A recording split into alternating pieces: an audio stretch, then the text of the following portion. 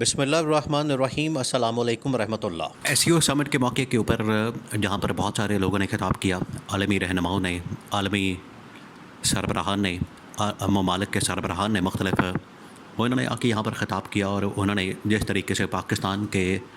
اندر ہونے والے حالات و واقعات اور معاملات کے متعلق بات کی اور ان کے اوپر روشنی ڈالی، ان کو ہائی لائٹ کیا،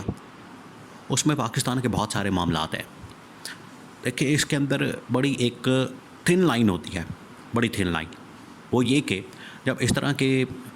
عالمی لیول کے ایونٹس ہوتے ہیں اور سمٹس ہوتے ہیں یا کانفرنس ہوتی ہے، وہاں پر عالمی سربراہان جو آتے ہیں وہ کسی بھی ملک کے اندرونی معاملات کے اندر مداخلت نہیں کرتے۔ یہ ایک طے شدہ اصول اور حقیقت ہے، اس سے کوئی انکار نہیں کر سکتا۔ لیکن جو پاکستان کے اندر ممالک آئے، پاکستان کے اندر جو ممالک کے سربراہان آئے، انہوں نے پاکستان کے اندرونی معاملات میں کسی قسم کی مداخلت نہیں کی۔ ہاں، کیونکہ اب گورنمنٹ اور حکومت اور اسٹیبلشمنٹ جو ہے وہ ان کے سامنے ایک پچ کر رہی تھی، معاملے کو ان کے سامنے رکھ رہی تھی، پریزنٹ کر رہی تھی، اور ان کو بتا رہی تھی کہ پاکستان اس وقت ایک فائنینشلی کرنچ کی سچویشن کے اندر موجود ہے، فائنینشلی بالکل ایک ڈیفالٹ والی سچویشن کی طرف ہے۔ اور ابھی ریسنٹلی IMF کے ساتھ معاہدہ ہوا کہ پاکستان کو یہاں پر انویسٹمنٹ کی بڑی ضرورت ہے۔ تو جب اس کانٹیکسٹ میں بات ہوتی ہے تو وہ ممالک پھر پاکستان کے متعلق بات کرتے ہیں اور کہتے ہیں کہ ٹھیک ہے، ہم انویسٹمنٹ کے پوائنٹ آف ویو کو سمجھتے ہیں، آپ کے نقطہ نظر کو سمجھتے ہیں کہ پاکستان میں انویسٹمنٹ ہونی چاہیے، لیکن اس کے لیے جو ماحول ہے، شرائط ہے نا، جو آپ نے کسی ملک سے، کسی بھی جگہ سے، کمپنی سے، کسی بھی شخص سے آپ نے اگر انویسٹمنٹ لینی ہے تو پھر اس کی کچھ شرائط ہیں، کنڈیشنز ہیں۔ ایسے تو نہیں کوئی بندہ منہ اٹھا کے، کوئی ملک منہ اٹھا کے، اور انویسٹمنٹ بھی اربوں ڈالرز کی چاہیے تو وہ ایسے تو نہیں کر دے گا۔ جب وہ پھر بات کرتے ہیں کہ پاکستان کے اندر کیا اور انویسٹمنٹ کی کنڈیشنز ہوتی ہیں، وہ جب پاکستان کے اندر وہ اپلائی کرتے ہیں، وہ اصول جس کے لیے انویسٹمنٹ آپ نے کرنی ہے، اور وہ اصول جب اپلائی کرتے ہیں،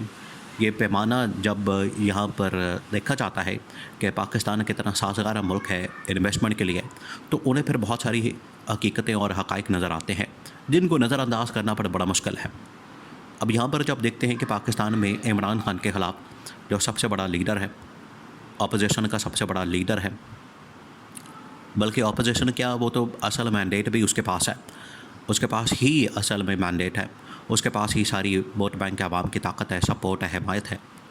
یہ جو نظام یا یہ جو حکومت ہے یا یہ جو اس وقت برسر اقتدار حکومت ہے، یہ تو چالی حکومت ہے، اس کے پاس تو ووٹ بینک نہیں ہے، اس کے پاس تو عوام کی حمایت نہیں، عوام کی سپورٹ نہیں، تو یہ کس طریقے سے اپنے معاملات کو چلا سکتے ہیں، کس طریقے سے آگے بڑھا سکتے ہیں، کس طریقے سے چیزیں آگے بڑھائی جا سکتی ہیں۔ تو جب وہ دیکھتے ہیں کہ یہاں پر ایک ایسے شخص کو پابند سلاسل کر دیا گیا ہے، ایک ایسے شخص کو جیل کی سلاخوں کے پیچھے بند کر دیا گیا ہے، اس کو پکڑ کے جیل میں ڈال دیا گیا ہے، تو اس کے اوپر یہ مقدمہ، اس کے اوپر یہ کیسز، اس کے اوپر یہ ساری جو مقدمہ بازی اور یہ تمام چیزیں، انتقامی کارروائیوں کا سلسلہ، پھر ان کے ورکرز کے اوپر، سپورٹرز کے اوپر، کارکنوں کے اوپر جو کریک ڈاؤن کیا جاتا ہے، اس کے نتیجے میں ملک کے اندر ایک افراتفری کا ماحول بن جاتا ہے۔ اب جو یہ پاکستان کے اندر احتجاج کا اعلان کیا گیا عمران خان کی جانب سے 15 اکتوبر کو، 15 اکتوبر 16 اکتوبر 2 دن تھے سمٹ کے، کانفرنس کے، اس سے پہلے بھی احتجاج عمران خان کی جانب سے، PTI کی جانب سے کیا گیا، اور اس کے بعد تو خیر ہو رہا ہے، لیکن جب یہ احتجاج اناؤنس کیا جاتا ہے تو یہاں کی جو خبر ہوتی ہے یہ پوری دنیا کے اندر پھیل جاتی ہے، اور اس سے پہلے بھی جب پاکستان کے اندر احتجاج کیا گیا تو عمران خان کی جو خبر ہے پوری دنیا کے اندر وہ ہیڈ لائنز کے طور پر چلی جاتی ہے۔ تو جب اس طرح کی خبریں عالمی دنیا میں جاتی ہیں، باہر کی دنیا میں جاتی ہیں، وہ پھر اس کو بڑا غور سے دیکھتے ہیں، اس کی بڑی کڑی نگرانی کرتے ہیں، اور اس کو باریک بینی سے دیکھتے ہیں کہ یہاں پر کیا حالات و واقعات ہیں۔ تو جب ان کے سامنے یہ ساری رپورٹس رکھی جاتی ہیں، تمام معاملات رکھے جاتے ہیں، پھر وہ دیکھتے ہیں کہ انویسٹمنٹ پاکستان میں کی جا سکتی ہے یا نہیں کی جا سکتی۔ تو جب سارے ممالک نے اپنی بات کر لی، پھر جنرل عاصم نے، اسٹیبلشمنٹ نے اس موقع کے اوپر دیکھا ہے کہ ان ممالک کی جانب سے کیا کیا باتیں کی گئی ہیں۔ خاص طور پر یہاں پر دو تین بڑے اہم ترین پہلو ہیں۔ ایک تو یہ کہ روس اور چین جیسی جو طاقتیں ہیں وہ پاکستان کے اندر موجود تھے، اور دوسرا یہ کہ انڈیا پاکستان کے اندر موجود تھا۔ انڈیا جو کہ پاکستان کے ساتھ ایک دشمنی والا ہمیشہ سے کینہ اور بغض اور دشمنی پاکستان کے ساتھ رکھتا ہے. پاکستان کے اندر جو کارروائیاں دہشت گردی اور اس طرح کی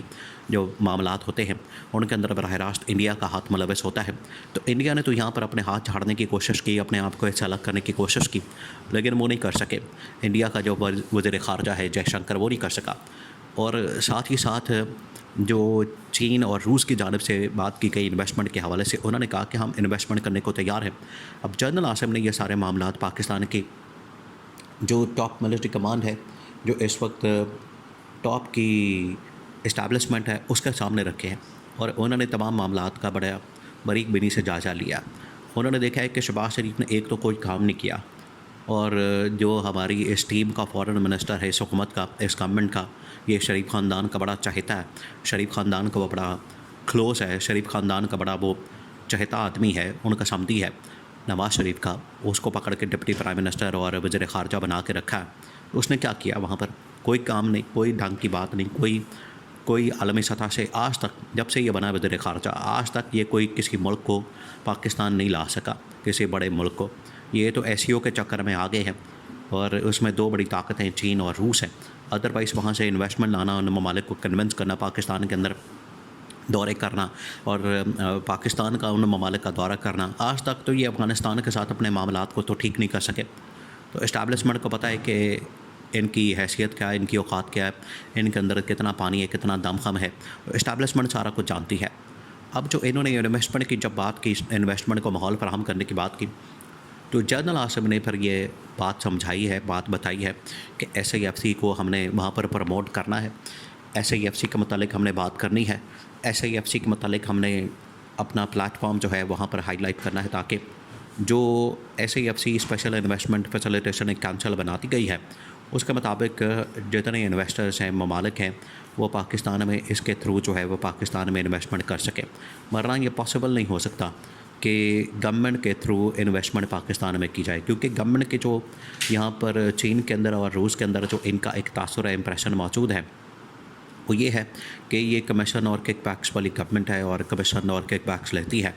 اور جو بھی کوئی ٹھیکہ ہو, پروجیکٹ ہو, کوئی یہاں پر انویسٹمنٹ لگانی ہو, اس کے اندر ان کی دیہڑی اور ان کا اپنا کٹ جو ہے وہ لازمی ہوتا ہے, اس کے بغیر یہ چلتے نہیں. اس وجہ سے ایک تو انہوں نے عمران خان کے متعلق بات کی, پاکستان کے اندر ماحول میں جو حالات و واقعات ہے اس کے متعلق بات کی, تیسرا اس حکومت کے اوپر شدید ترین سوالات اٹھائے. تو ان ساری چیزوں کو دیکھتے ہوئے اسٹیبلشمنٹ نے کہا کہ یہ ہماری ذمہ داری بنتی ہے معاملات کو دیکھنا اور فرنٹ سے لیڈ کرنا. اور اس کے لیے اگر عمران خان کی گورنمنٹ ہوتی یا بطور عمران خان ایک لیڈر ہوتا, تو اس کا امپیکٹ ہی بالکل مختلف ہونا تھا.